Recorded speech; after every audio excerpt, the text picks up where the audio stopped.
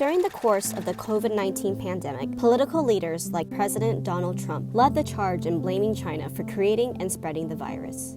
This led to a surge of anti-Asian hate, targeting not just Chinese Americans, but all Asian Americans with verbal harassment and violent attacks. Leading up to the midterm elections, U.S. politicians have continued to point fingers at Asian Americans. You can find the evidence in campaign ads and social feeds of political candidates from across the country, representing every level of government. We call this anti-Asian scapegoating. Since 2020, Stop AAPI Hate has recorded over 2,200 examples of anti-Asian scapegoating. But this is not a new phenomenon. Let's talk about the little-known history of anti-Asian scapegoating in the United States. Historically, the U.S. government, including elected officials, have counted on anti-Asian scapegoating as a political strategy to unite voters against a common enemy in times of public health, national security, and economic crisis.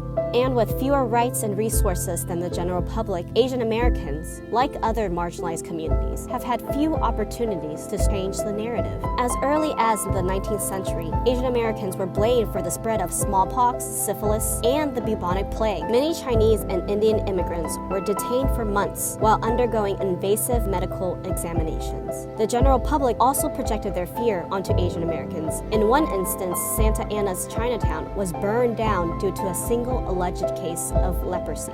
Economic recession, as well as public health emergencies, has also led to anti-Asian scapegoating. In the 1980s, for example, Japan's economic rise was widely viewed as a threat to U.S. economy. Politicians like U.S. Representative John Dingell of Michigan expressed outrage that American jobs were being lost to so-called little yellow men. The false narrative that the Japanese were stealing American jobs turned public sentiment against the Japanese and other Asian Americans. In the case of Vincent Chin, who was killed in 1982, two white auto workers mistook him for being Japanese and beat him to death with a baseball bat. Throughout U.S. history, Asian Americans have been accused of threatening national security. Most recently, following the September 11th attacks, Muslim Americans were scapegoated for causing the attacks. Hate violence surged against Muslims and those perceived to be Muslims, including Sikh Americans. At the same time, the Department of Justice rolled out a controversial program requiring 113,000 plus men from a short list of Muslim-majority Arab,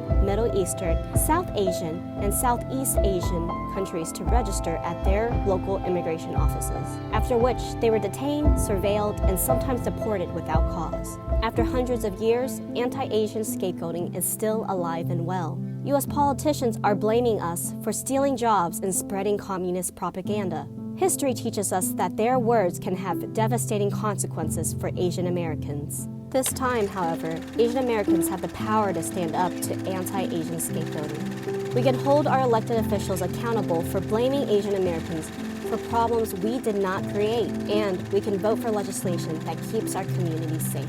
The more we know about anti-Asian hate, the more we can do to stop it. Learn the facts about anti-Asian hate at stopaapihate.org.